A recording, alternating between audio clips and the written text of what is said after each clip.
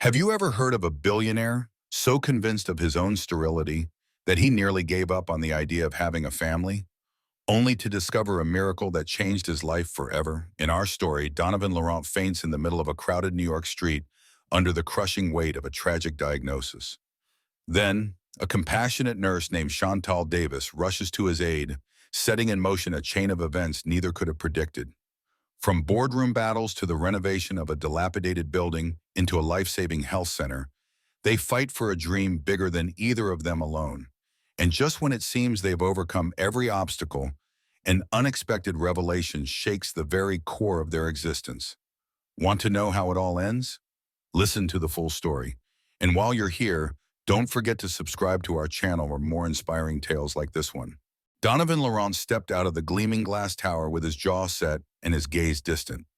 The late September sun was already losing its warmth, casting a honeyed fading light on the bustling streets of New York City. Taxis honked, pedestrians hurried by, and yet Donovan moved as though in a trance. His mind reeled with the news from earlier that day. The doctor's tests confirmed that he was sterile. Standing at the pinnacle of wealth and success at age 40, he had amassed fortune upon fortune, shaped an empire bearing his name, and conquered nearly every challenge thrown at him. Yet, in a cruel twist, biology had denied him the one thing he truly wanted: a family of his own. All his life, Donovan had prided himself on being a man of action, a problem solver.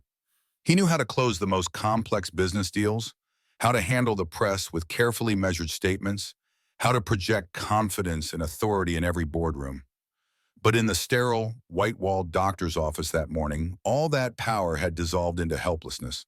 The report left no room for reinterpretation. There was no chance for him to father a child naturally. The realization struck him like a hammer blow, and something in him, a quiet, secret hope, shattered. Even as he strode through the city in his impeccable tailored suit, Donovan could feel that fracture in his spirit widening. He passed families pushing strollers, children giggling as they fed pigeons, couples leaning into each other's warmth, and he felt a surge of envy so raw it made his eyes sting. The city that had once felt like his personal kingdom now seemed like a mocking chorus, each happy face a reminder of what he could never have. His chest tightened, and breathing became an active effort. In the buzz of honking cars and murmuring crowds, his senses dulled. A layer of unreality settled over him, like looking at life through frosted glass. He told himself to keep walking, to remain calm, to stay composed for the sake of his image. Yet the doctor's words wouldn't stop echoing. There's no possibility for you to conceive. His vision began to blur. The tall buildings, the shifting stream of strangers, even the golden light dissolving into the horizon all started to lose shape. He stumbled, desperate to regain his balance, but his body rebelled. In a moment of surrender, Donovan's legs buckled, and he felt the coarse grit of the sidewalk beneath him. There was a swirl of color and movement as people sidestepped him, some slowing in curiosity, others not bothering to stop. His heart hammered in his chest, his breaths ragged.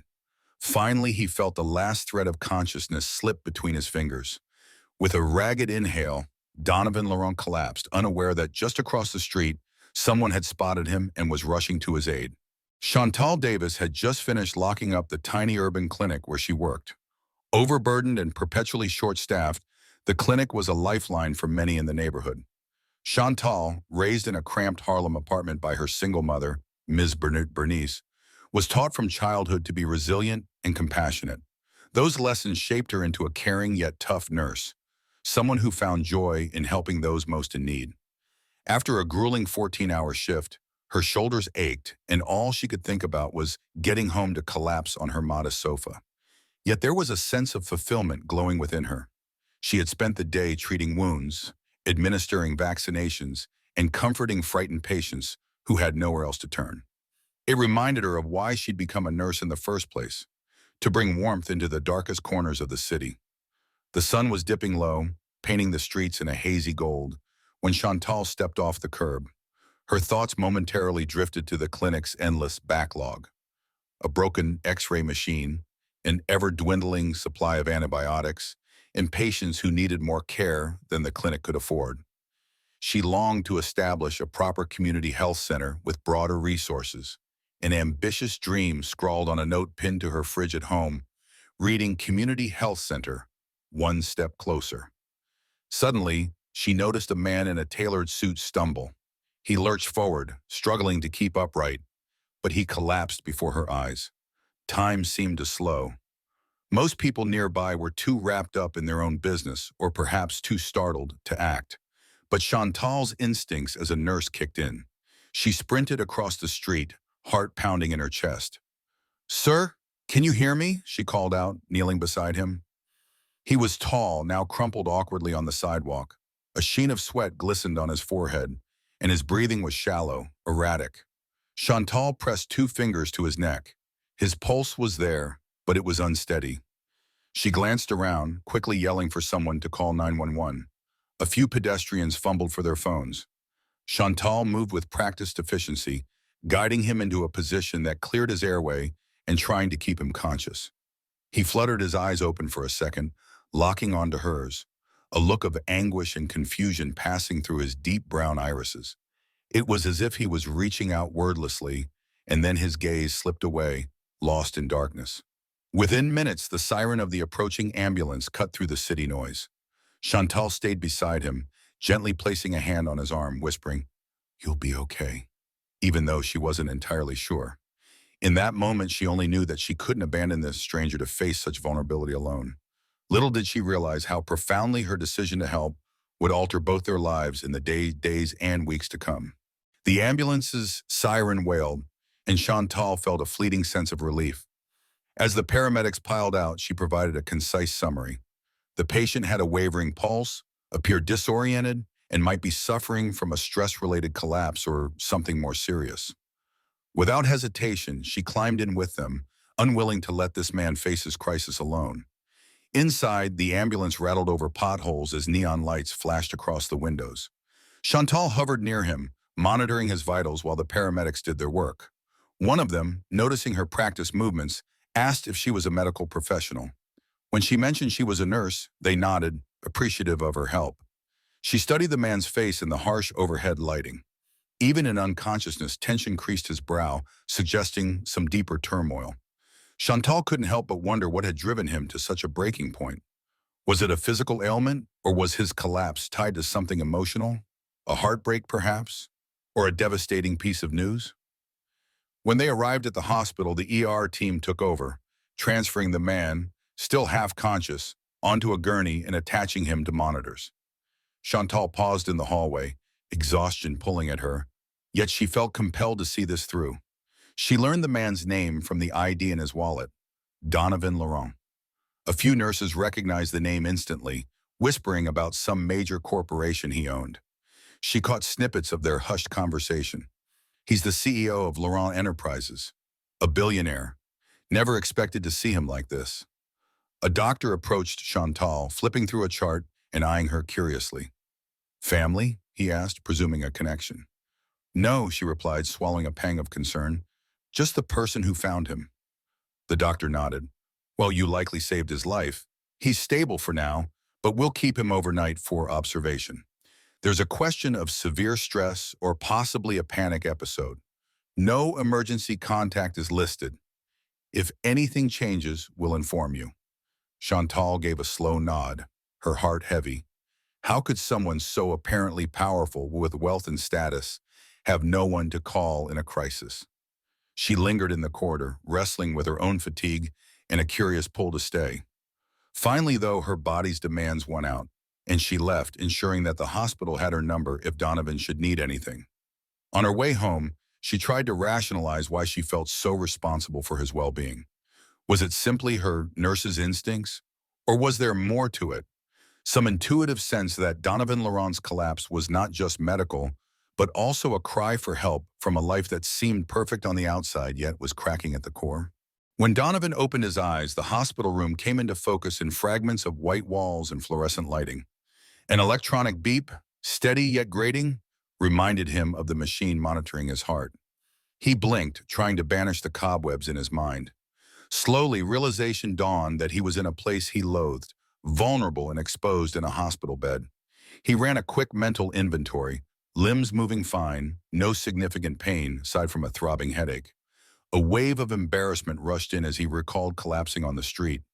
He had always carried himself with a near-mythic self-control, yet apparently that mask had shattered in public. The door swung open and a nurse stepped in. Not the one from the ambulance, he noted. She glanced at the chart, checking vitals. "Ah, you're awake, Mr. Laurent. You gave us quite a scare." She busied herself with the equipment, but Donovan interrupted in a gravelly voice. Where is the nurse who brought me in?" The nurse paused. "You mean Ms. Davis? She works at a local clinic. She left once you were stable." The corners of her mouth twitched in something resembling approval. "She stayed far longer than most would, though." Donovan's chest constricted in a way he couldn't explain. He wanted to see her, this woman who had saved him. He needed to know how he had ended up in her care, to thank her. But another part of him felt uneasy at the thought of facing the pity he was certain must be in her eyes. He swallowed. "Thank you," he managed, then forced himself to ask, "When can I be discharged?"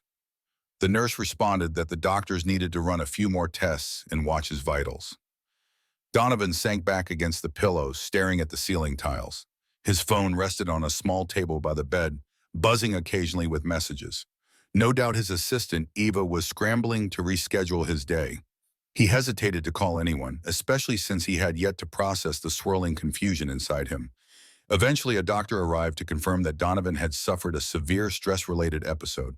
His blood pressure had skyrocketed, nearly causing a panic attack. That knowledge made Donovan clench his fists. He was furious at his own fragility. How had he allowed himself to reach such a tipping point?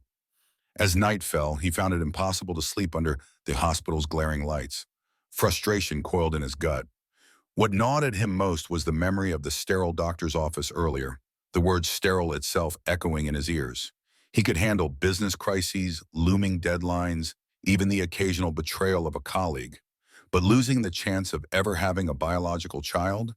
That was a wound too deep to ignore. Morning came with unwelcome brightness. Donovan shielded his eyes from the harsh fluorescent glare, counting the hours until he could leave. True to their word, the medical staff ran final tests to confirm his vitals had stabilized.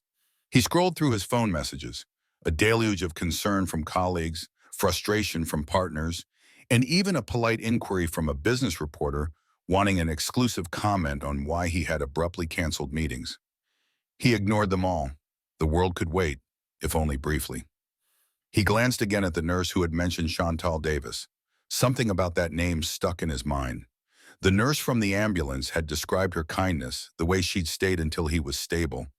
Donovan found himself oddly touched and uneasy. Relying on someone he didn't even know grated against his lifelong self-reliance. A discharge paper slid into his hands by mid-morning, and he dressed in the spare clothing a hospital orderly had brought. Gathering his things, he felt an unsettling wave of vulnerability. As he stepped into the hospital corridor, a man in a crisp suit approached. "Mr. Laurent, I'm from the billing department," he began, handing Donovan a folder with the invoice. Without blinking, Donovan wrote a check. His wealth made these inconveniences trivial. But it also highlighted the stark difference between himself and so many who might have landed here without the means to pay. He half wondered how many of the patients in this hospital were struggling just to cover basic care. Stepping outside, the air was brisk, carrying the usual city scents of coffee, car exhaust, and faint traces of morning dew. Donovan inhaled deeply, trying to steady himself.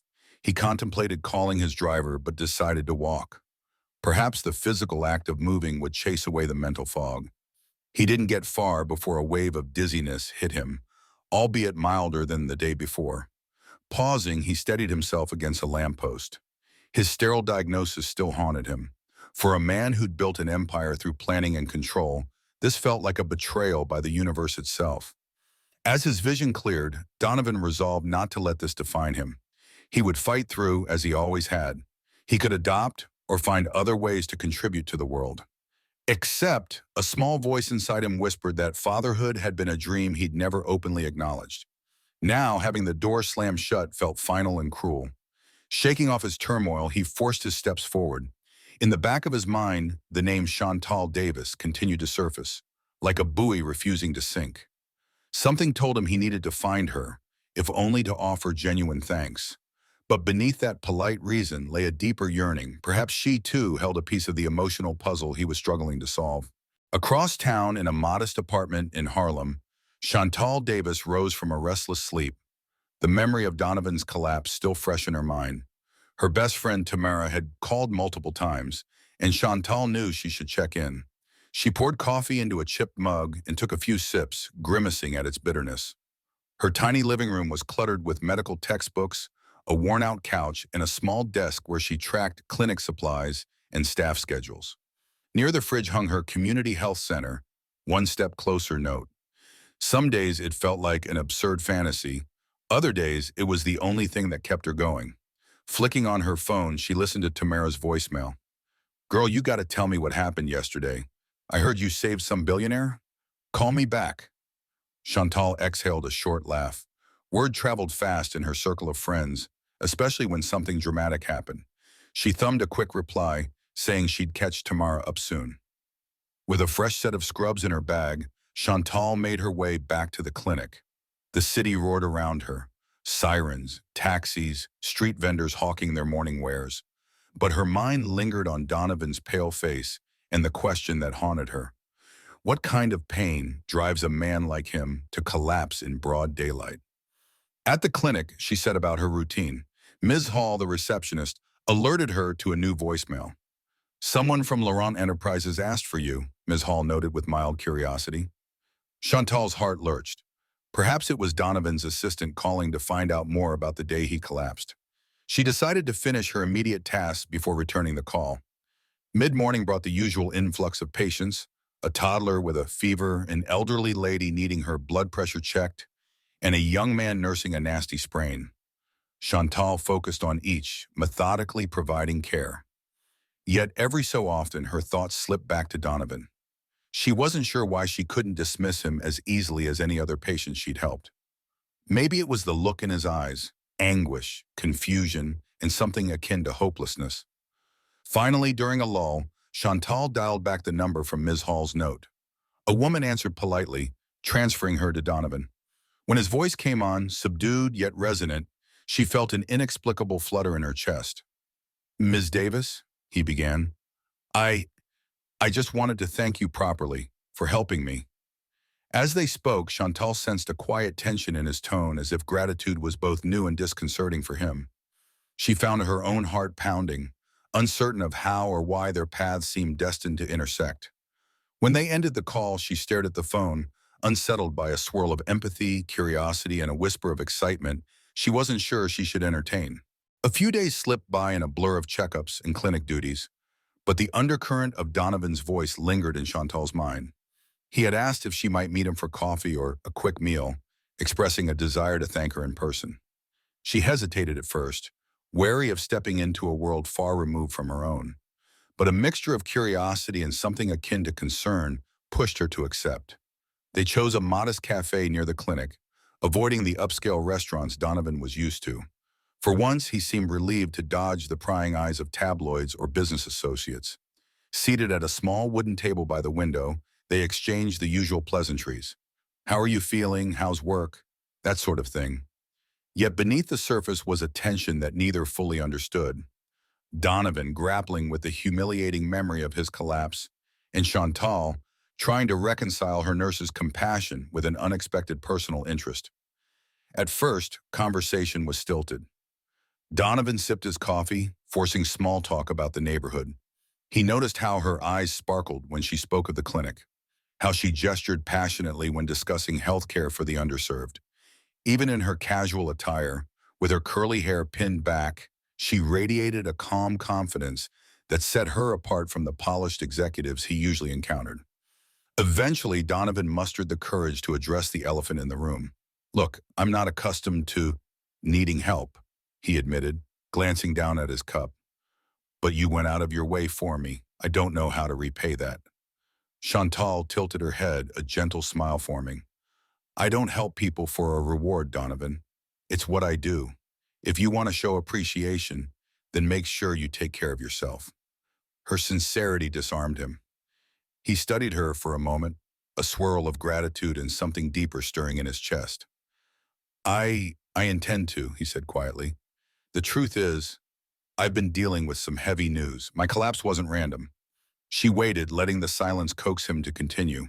And he did, haltingly revealing the fact that he was sterile, a diagnosis that had rocked his world. Speaking it aloud felt like ripping open a wound. He braced for pity or an awkward reaction, but Chantal listened, her gaze filled with an empathetic warmth that made his eyes sting. It doesn't define you, she said softly. You're more than your ability to have children. She reached across the table, lightly touching his hand. The cafe buzzed around them, but in that moment, Donovan felt as if they were in their own private space. Two people connecting on a level he had rarely, if ever, experienced. Their quick coffee meetups soon became a quiet ritual. Though they never labeled their connection, a mutual respect and simmering bond began to form. Donovan found a sense of peace in hearing about Chantal's daily challenges at the clinic, her limited supplies, the heartbreaking stories of patients who couldn't afford basic treatment. Meanwhile, Chantal glimpsed pieces of Donovan's world through his half-mentions of corporate deals, board meetings, and high-stakes negotiations that left him feeling more exhausted than fulfilled. One evening, after a particularly rough day at the clinic, Chantal found Donovan waiting outside in his sleek black car. Normally, she might have felt intimidated by such a display, but his expression was one of concern rather than arrogance. I thought you could use a ride home, he offered. She slid into the passenger seat, thinking how incongruous it felt to be whisked through the city in such luxury, while her mind remained full of the day's realities. Patients living paycheck to paycheck, children lacking immunizations. But Donovan wasn't pushing extravagance on her. Instead, he listened attentively as she described a new community outreach program. He asked questions, taking genuine interest. At a stoplight, he turned to her. Have you ever thought about expanding your clinic's reach, like really making it a proper health center with more funding? She let out a weary laugh. Every day, but I'd need a building, one that could be renovated for medical use, and enough money to staff and supply it. It's a dream, but so far out of reach. He didn't reply immediately, but she noted the thoughtful gleam in his eyes. She wondered if he was planning some grand gesture. Part of her was torn between hope and a desire to remain independent. She'd always been the one to solve her own problems, after all. As the car rolled to a halt outside her apartment, Donovan walked her to the door. Under the flickering hallway light, he hesitated. Chantal, you've helped me in more ways than you know, he said. I want to help you too. Her chest constricted at his earnest tone. She wanted to be cautious. After all, wealthy men often came with strings attached. But when she looked into his eyes, she saw sincerity, not condescension. I appreciate that, she said gently. But please, no grand gestures. He only nodded, smiling a bit sadly.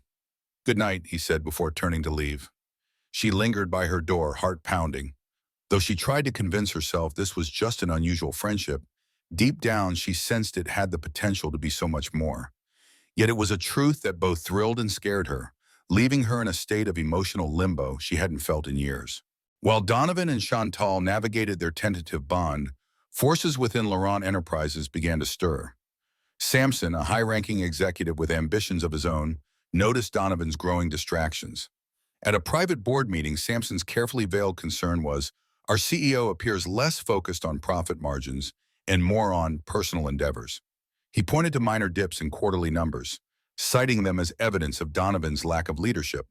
Donovan, unaware of the brewing dissent, found himself repeatedly defending his time commitments, both to the corporate board and to his personal assistant, Eva, who tried to safeguard his schedule.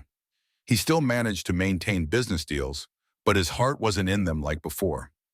More and more, he found solace and purpose in the smaller moments, listening to Chantal's stories, discussing new ways to support community health, and even pondering how to balance philanthropy with the goals of his company. Meanwhile, Chantal's mother, Ms. Bernice, grew wary when she discovered the extent of Chantal's involvement with Donovan. Chantal, baby, she said one Sunday afternoon over a pot of homemade gumbo. Powerful men aren't always the angels they appear to be. I just don't want you to get hurt. Chantal, however, felt compelled to defend him. He's different, she insisted. even as a tiny voice in her head warned her to tread carefully. Ms. Bernice sighed, stirring the gumbo with a frown. I hope you are right. On another front, the media caught wind of Donovan's public outings with an unknown woman. A paparazzo snapped pictures of them strolling in Central Park, and soon gossip columns exploded with speculation. Is the ruthless billionaire off the market? Who is the mystery woman from Harlem? Chantal cringed at the headline, describing her as the nurse from nowhere, but Donovan brushed off the tabloids as noise. He had never cared what the press wrote about him, and he wasn't about to start now. Their relationship, while still developing, became a magnet for scrutiny. Chantal's colleagues at the clinic asked pointed questions, half in jest, half in awe. Is he really that wealthy? Did he buy you a car yet? She offered polite smiles, deflecting with vague answers. Donovan's world was so far removed from hers that no one seemed to understand how real and nuanced their connection felt to her. Ironically, it was the everyday moments that bound them closer, like Donovan attempting to cook a simple pasta dish for her at his penthouse, which resulted in mild culinary chaos, or Chantal guiding him through the cramped but lively streets of her neighborhood, stopping to help a homeless vet along the way. In these small glimpses of each other's realities, they found a sense of shared humanity. Yet lurking behind each laugh or heartfelt conversation was a delicate awareness that the walls between their worlds could prove insurmountable if either of them lost faith. Tensions eventually reached a boiling point within Laurent Enterprises. Samson called a formal board meeting under the premise of reviewing quarterly performance. Donovan arrived, his jaw tightened with a vague sense of foreboding. The boardroom's glass walls overlooked a panoramic cityscape, a view Donovan once found invigorating but now seemed distant, almost mocking. Samson began with a slideshow highlighting a subtle but noticeable drop in profit margins. We've been on a downward trend, he said, feigning regret, and it appears our CEO's priorities have shifted. His emphasis on the last word was pointed. Several board members exchanged uneasy looks, while others appeared emboldened by Samson's words. Sitting at the head of the table, Donovan kept his composure. He knew these numbers. A small blip was not catastrophic. Market fluctuations happened. Still, he braced himself for Samson's real motive, and it came soon enough. We must ask, Samson said, turning to the group, whether Mr. Laurent's recent philanthropic entanglements are wise. The name Laurent Enterprises is being linked with community health initiatives of dubious profitability. Donovan rose to his feet. I won't apologize for supporting better health care in underserved communities, he said firmly, arms crossed. Yes, we might see a short-term drop, but it's not just about quarterly earnings. It's about positioning our company as a leader in socially responsible investments. A few board members nodded thoughtfully, but Samson pressed on.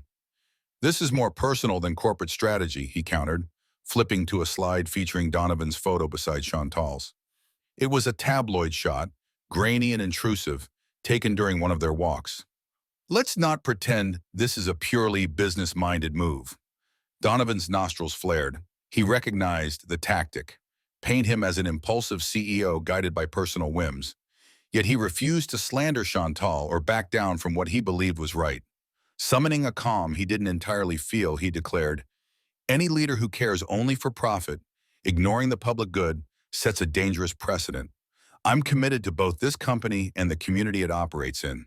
If that's a crime, then so be it. An uncomfortable silence fell over the boardroom. Some members shifted in their seats, clearly unsure which side to take.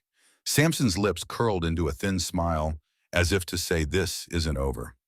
Donovan ended the meeting abruptly, refusing to entertain further attacks on his personal life. Stepping out of the boardroom, Donovan inhaled the air-conditioned corridor with relief. He'd stood his ground, but he knew this battle had only just begun. In the elevator descending to the lobby, he felt the weight of the fight looming ahead.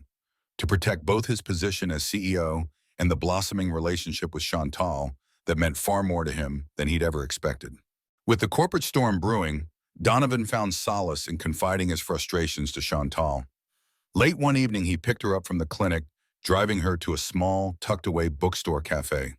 The place had a relaxed charm, an antique aroma of leather-bound volumes and fresh coffee. As they wandered the aisles, conversation flowed more freely than it ever did in the austere boardroom. Chantal's eyes lit up when she found a rare medical text that could aid the clinic's diagnostic work. Donovan bought it for her, dismissing her protests with a gentle smile. A small investment, he teased, though I'd rather call it a gift. They settled at a cozy table with steaming cups of tea. The amber glow of old lamps cast soothing shadows. Donovan confided that Samson's aggression was intensifying. He's painting me as a reckless CEO led astray by personal matters, he explained, swirling his tea absent-mindedly. And he's using the slight dip in profits as ammunition to sway the board. Chantal frowned, reaching across to squeeze his hand. That must be draining. But you've built that company. Don't let him bully you into abandoning what matters. Donovan appreciated her fierce loyalty, so different from the strategic alliances and corporate politeness he was used to. I'm tired, he admitted. Tired of always chasing numbers that never feel like enough. For the first time, I want to invest in something that truly helps people. You showed me that. Her cheeks warmed at his words. She shifted, contemplating how to return the care he was showing her. You know, she said gently, I've been thinking about how the clinic could expand. There's a rundown building near my neighborhood. If it were renovated, it'd be perfect for a larger, fully equipped health center. Donovan raised an eyebrow. Tell me more. She spoke with quiet passion about creating exam rooms, mental health counseling spaces, and a small pharmacy. Her vision extended beyond basic care. She wanted a place where low-income families felt dignified, where they could receive thorough treatment without fear of overwhelming bills. Donovan listened, something flickering in his gaze, a combination of admiration and a desire to help. Afterward, they left the bookstore cafe and stepped into the cool night air. The city lights shimmered like 1,000 possibilities. He walked her to a waiting taxi, but before she climbed in, he gently cupped her face. What you do, Chantal, it matters, he murmured. Don't ever doubt that. She felt her heart flutter, the moment charged with unspoken promises. He let his hand drop, stepping back as the taxi pulled away. Leaning against the cool metal frame, Donovan watched her disappear into the sea of traffic.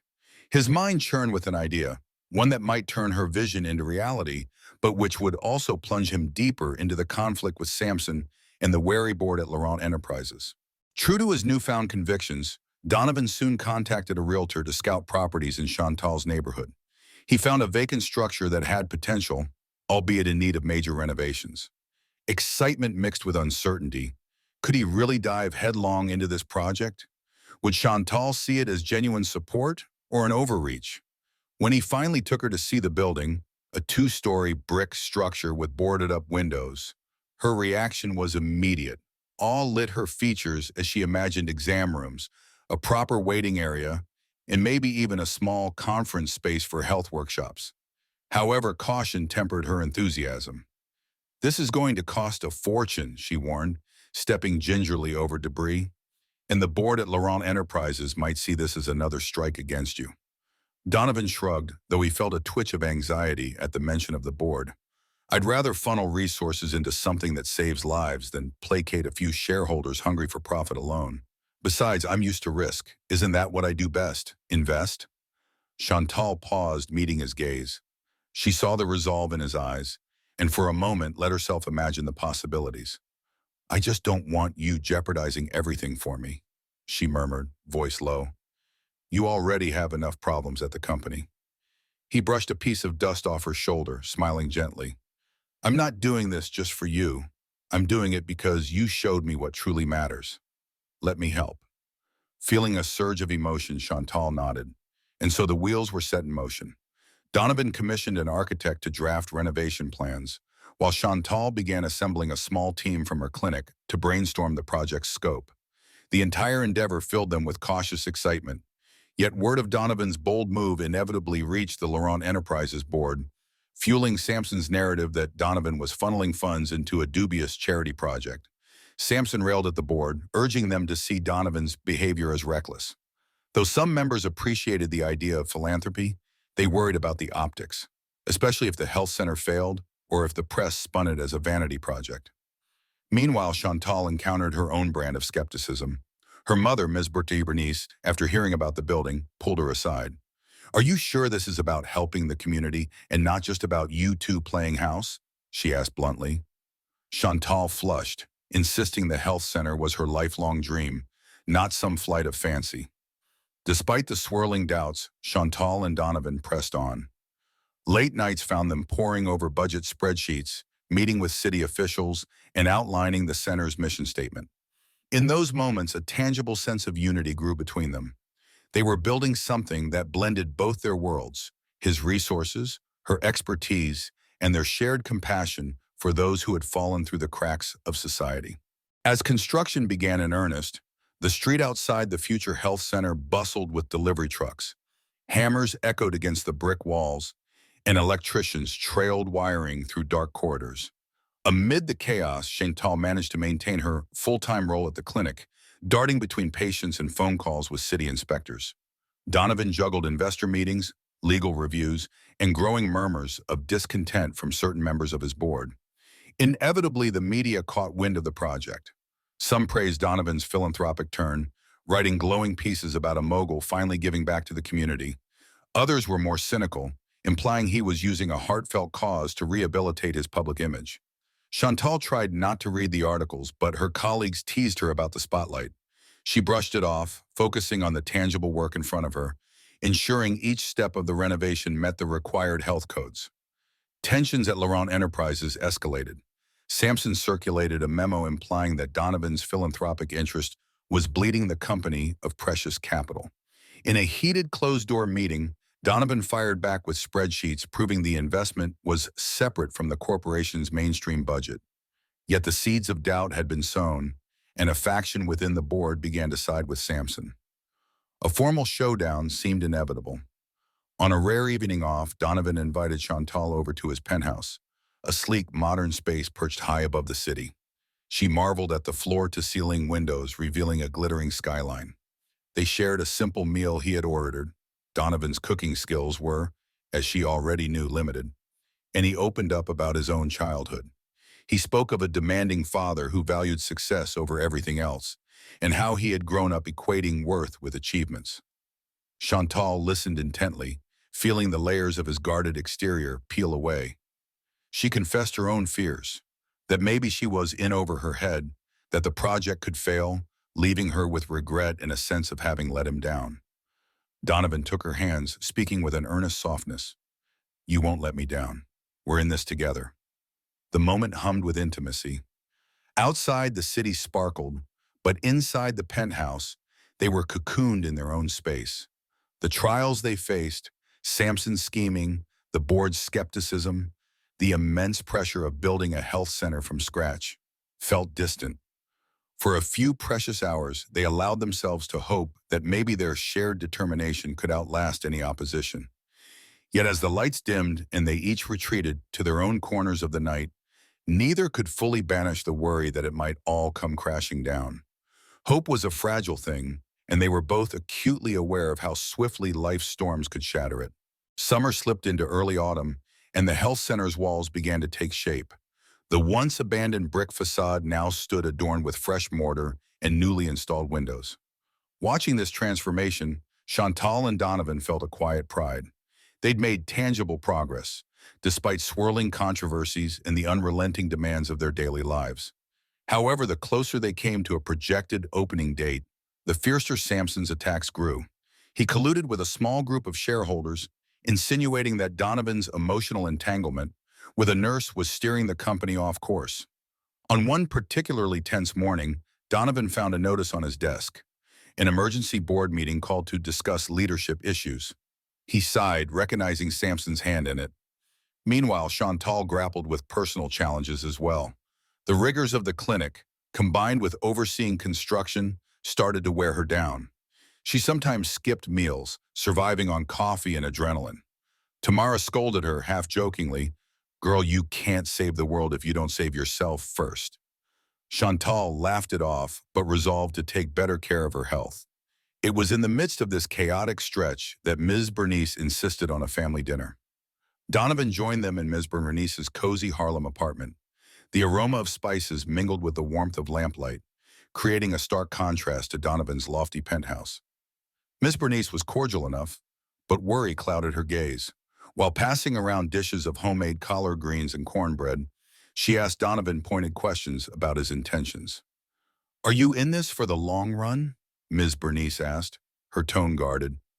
Because my daughter's heart is not a toy. Donovan swallowed. He set his fork down, looking Ms. Bernice directly in the eye. I understand your concern, he said, voice steady. I don't take Chantal or her dreams lightly. If anything, she's shown me the true meaning of commitment. Chantal felt her heart flutter at his words. Even so, the atmosphere remained thick with caution. Ms. Bernice had seen too many heartbreaks to be easily swayed. By the end of the meal, Donovan sensed that while he hadn't entirely won Ms. Bernice over, he had at least convinced her of his sincerity. That night, as he walked Chantal home, she squeezed his hand. Thank you, my mom can be protective. He smiled wryly. I respect that. She wants the best for you. Yet lurking beneath the tender exchange was the specter of the upcoming board meeting. Donovan would have to stand before the very people who had once praised him for his business acumen and defend not only his leadership, but also the very notion that compassion had a place in corporate America. He wondered if Chantal realized how heavily this weighed on him. For now, he chose not to burden her with his growing anxiety, reassuring himself that once the health center opened, they would finally prove that this was more than a whim. It was a transformative vision for both him and the community. The day of the emergency board meeting dawned, a heavy hush settling over the corridors of Laurent Enterprises. Donovan arrived early, bracing himself for what felt like a crucial battle. He wore a tailor-made suit that was as much armor as a tire, determined to project confidence. Samson likewise came prepared, flanked by two board members who had been whispering for weeks about Donovan's alleged dereliction of duty. As the meeting commenced, Samson wasted no time laying out his complaints. The CEO has diverted valuable resources into a personal passion project, he said, projecting slides that highlighted a dip in quarterly profits. And the press coverage of this so-called health center might harm our brand should anything go wrong. He paused to let those words sink in, then added, additionally, our investors are uneasy about the unpredictable direction of leadership. Donovan remained stoic as he rose to address the room. He walked to the front, meeting each board member's gaze. I won't deny that I've backed a community health initiative, he began, voice steady. But let's be clear, the funds for this project come from my personal wealth, not company coffers. As for our profits, the dip is well within the normal ebbs and flows of market conditions. Our fundamentals remain strong. One board member, Ms. Becker, frowned at the data. Still, we can't ignore the association this health center has with Laurent Enterprises. The media ties it to you, and by extension, the company. Donovan allowed a beat of silence. Laurent Enterprises has always prided itself on innovation and corporate responsibility. Investing in community welfare isn't a liability. It's an asset, both morally and strategically.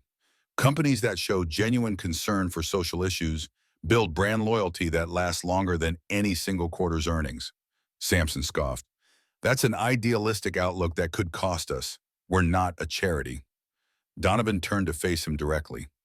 Perhaps not, but we can do more than chase profit. If you want a heartless enterprise, maybe I'm not the CEO for you. Let the board decide. A hush fell. He folded his arms, prepared to stake his career on the principle he believed in. Ms. Becker exchanged glances with others. A few quietly nodded, recalling Donovan's track record of strong leadership and high growth in years past. Ultimately, Ms. Becker spoke for the group. We stand by our CEO. If he believes in this community project, we'll trust his judgment until proven otherwise. Samson's expression hardened, but he saw he was outnumbered. The motion to remove Donovan from leadership never materialized. The meeting concluded with a subdued air, as if a battle line had been drawn. Donovan exhaled deeply, stepping out of the boardroom to a corridor thrumming with office chatter. He had survived the confrontation, but he suspected Samson wouldn't stop there. Nonetheless, a swell of relief coursed through him. He was still CEO and still free to support the cause that meant everything to him and Chantal. The victory was a significant milestone, yet stress continued to mount. Renovations at the health center were well underway, but each step revealed more complications: faulty wiring, outdated plumbing, and even asbestos removal. Costs soared. Donovan quietly covered the overruns, telling Chantal only what she needed to know so she wouldn't fret. Despite his best efforts, the weight of these financial burdens showed on Donovan's face. He began sleeping poorly, nightmares tugging him awake with images of board members accusing him of bankrupting Laurent Enterprises, or worse, letting Chantal down. On the nights he managed to drift off, he'd awaken drenched in sweat, breath raspy, as though a phantom had wrapped icy fingers around his throat. Chantal, for her part, was juggling double shifts at the clinic and overseeing a slew of new recruits for the health center. She pushed herself relentlessly, both from excitement and a growing sense of responsibility. The community was abuzz with anticipation. Local families were thrilled at the idea of low-cost healthcare available right in their neighborhood. Church leaders offered volunteers, while civic groups donated supplies. Yet Chantal was no superhero, and her body reminded her of that one afternoon when she nearly fainted from sheer exhaustion. A nurse colleague hurried to catch her, ushering her into a staff room for rest. As she recovered, Tamara scolded, "You can't keep running on empty. Donovan might be able to pull 18-hour days, but you need balance." "I know," Chantal muttered, rubbing her temples. "It's just that so many people need help, and Donovan's poured so much into this." Tamara softened. "He's worried about you, you know. Maybe it's time you lean on him a bit more." Chantal nodded, a flicker of guilt warming her cheeks. That evening, she let Donovan take her home from the clinic. He noticed her pallor, insisting she see a doctor. She agreed, but only to quell his concern. After a quick checkup, the physician assured her it was just stress and fatigue. Nothing bed rest and better nutrition couldn't mend. Relieved, Donovan escorted her to her apartment door, where she paused. "Thank you," she said, voice laced with gratitude. "For everything." He brushed a stray curl from her forehead, smiling softly. "You're the one doing the real work. I'm just the financier." She shook her head. "No, you're more than that." In her eyes, Donovan glimpsed something profound. Admiration, yes, but also a tenderness that hinted at a deeper bond than either of them had anticipated. For a moment, they stood in comfortable silence, hearts beating in a delicate harmony that promised, despite all the trials, they would find the strength to see this project and their connection through. Autumn breezes brought cooler weather and a renewed sense of urgency. The health center's opening date loomed on the calendar, circled in bold red ink. Contractors and volunteers raced to install last-minute equipment, while Chantal coordinated staff hiring, nurses, administrative assistants, and even a social worker. Donovan oversaw logistical details, from negotiating discounts with medical supply companies to ensuring city permits were in order. Tension simmered in the background, though. Sampson had been quiet since the failed coup, but Donovan suspected he was waiting for the perfect moment to strike again. Perhaps if any negative press broke, or if the health center missed its projected budget. Nevertheless, Donovan remained resolute. He spent his days juggling board meetings, legal consultations, and philanthropic planning. By night, he lost himself in spreadsheets for the health center, frequently texting Chantal updates or words of encouragement. Chantal, meanwhile, became the unofficial face of the project. Local journalists admired her dedication and humility, and community leaders praised her hands-on approach. She gave interviews on local TV segments, always crediting Donovan's resources for making it possible. "We're partners in this," she insisted whenever asked about his involvement. Yet the personal toll weighed on both of them. Their moments alone grew scarce, often confined to shared car rides or hurried cups of coffee. They tried to carve out time, once renting a small rowboat on a park lake at sunset. Donovan, notoriously unromantic in the past, found himself enjoying the simple act of rowing, while Chantal teased him about being too stiff. They laughed, letting the burden slip away, if only for an hour. One evening, Ms. Bernice visited the nearly completed health center. She walked the freshly painted halls, occasionally shaking her head in awe. "You really did it," she murmured, a sparkle in her eye. "Maybe I was wrong to doubt you both." Chantal smiled, relieved to see her mother's approval at last. When Ms. Bernice slipped away, Donovan approached Chantal, wiping a smudge of paint from her cheek. "Imagine how many people will benefit here," he said softly. "You've turned a dream into a reality." Her eyes glistened. "We did," she corrected, placing a hand over his. For a moment, they stood there in the empty hallway, enveloped in the hum of fluorescent lights and the faint scent of disinfectant, both recognizing how far they had come. Neither, however, knew how far they still had to go. With the grand opening just weeks away, cracks were forming in their schedules, their stamina, and, unbeknownst to them, the carefully constructed defenses they each carried inside. Life had one more twist in store, a surprise that would challenge their deepest fears and solidify their bond in a way neither had ever imagined. As the final coat of paint dried and the brand new sign reading Davis Laurent Community Health Center was hoisted into place, a burst of optimism surged through everyone involved. Local news stations picked up the story, praising Donovan for using his fortune to uplift the community and celebrating Chantal's dedication. With opening day just around the corner, it felt like a triumph. Then, out of nowhere came a reminder that life rarely moves in straight lines. Chantal had been experiencing bouts of nausea and fatigue for several days. At first, she brushed it off as nerves. She was working harder than ever. But the symptoms worsened. One afternoon, as she finished a meeting with a group of nurses, she had to excuse herself, feeling faint.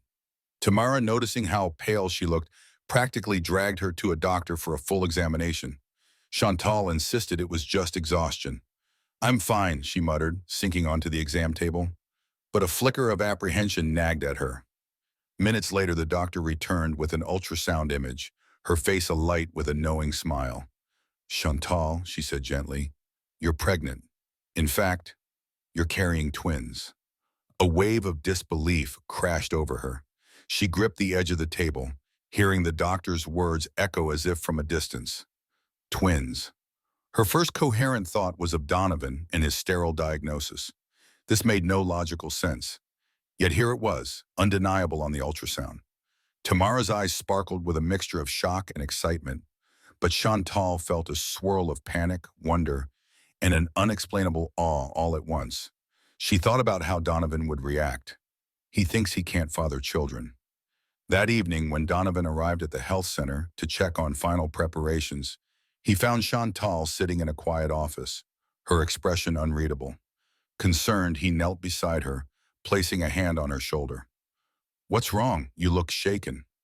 She handed him the ultrasound pictures, her hand trembling. "Donovan, I'm pregnant, with twins." He blinked, the words hitting him like a thunderbolt. For a few seconds, he couldn't speak. The memory of his sterility diagnosis surged into his thoughts, conflicting with the image in his hand. 1,000 emotions crossed his face: astonishment, disbelief, and then a slow, dawning joy. Tears pricked at the corners of his eyes, and he pulled Chantal into a tight embrace. "How is this even possible?" he whispered, voice thick. She clung to him, tears of her own slipping free. "I don't know. The doctors must have been wrong. All I know is we're going to have twins." In that intimate, tumultuous moment, the scope of their challenges both quadrupled and evaporated. Yes, they had a new health center to open, a boardroom battle to maintain, and a mountain of responsibilities. But they also had a miracle in their hands, two tiny lives defying every grim prediction, forging a future neither had dared to dream. The news of the twins electrified their world. Even as the health center's grand opening day arrived, complete with ribbon-cutting ceremonies, local dignitaries, and a wave of grateful community members, Donovan and Chantal both had a secret glowing in their hearts. Only Tamara and Ms. Bernice knew the full story, understanding the extraordinary surprise that defied Donovan's presumed sterility. The opening itself was a triumph. Cameras flashed, applause roared, and families poured inside to see the new facilities. Politicians gave speeches, praising the public-private collaboration. Chantal spent the day in a flurry of welcomes and tours, her cheeks flushed with pride and, admittedly, a touch of morning sickness she discreetly tried to hide. Donovan mingled with guests, shaking hands, thanking sponsors, and deftly handling a few prying reporters. But in every lull, his gaze sought Chantal, a silent exchange passing between them that said, "We did it, and so much more lies ahead." After the crowd thinned, Donovan guided Chantal to a small office they had set up for her. Collapsing into a chair, she kicked off her uncomfortable shoes and sighed with relief. He knelt beside her, unable to stop himself from gently resting a hand on her still flat belly. "Two babies," he said in a hushed wonder. "Can you believe it?" She placed her hand over his, her eyes brimming with gratitude. "Sometimes I think I'll wake up and it'll all be a dream." He smiled, leaning forward to press a soft kiss to her forehead. "I've never felt so alive," he confessed, Everything, Laurent Enterprises, the board, profits, none of it compares to this. Yet life offered no pause.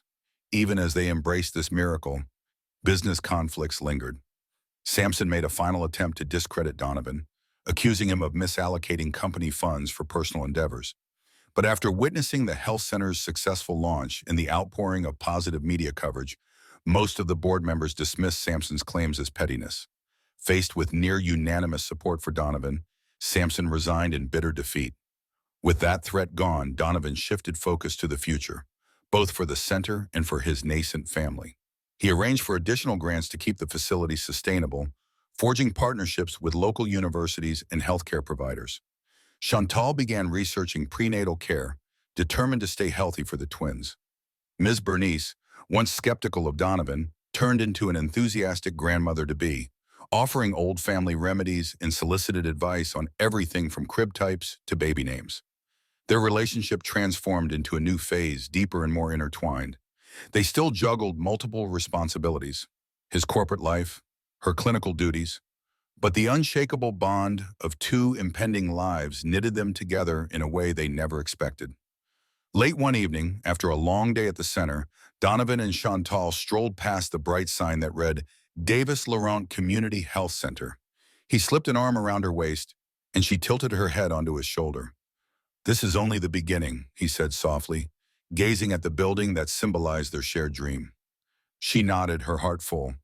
For a moment, they stood there in the hush of the city night, already cherishing the laughter of children yet unborn, and the promise of a life they had never before dared to imagine. Looking back at Donovan and Chantal's incredible journey, it's impossible not to feel a surge of hope. Two souls from different worlds met under dire circumstances, yet they forged a bond that championed compassion over profit and love over fear. Their courageous stand against corporate greed, their relentless determination to provide health care to the most vulnerable, and ultimately, their discovery of an unexpected blessing remind us that miracles can happen, even when all logic says otherwise. From my own perspective, this story is a testament to what can blossom when empathy meets perseverance.